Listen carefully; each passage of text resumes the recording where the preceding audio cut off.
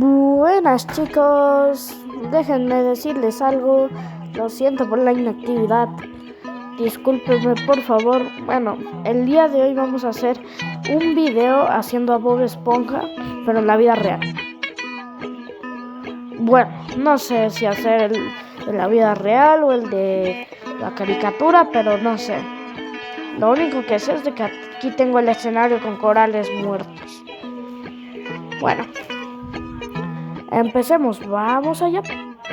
Ahora sí, tenemos la plastilina amarilla y vamos a darle la forma de Bob Esponja de caricatura, pero aún no me decido si es que utilizar Bob Esponja de caricatura o utilizar una esponja del mar de la vida real. Bueno, lo único que sé es de que vamos a hacer las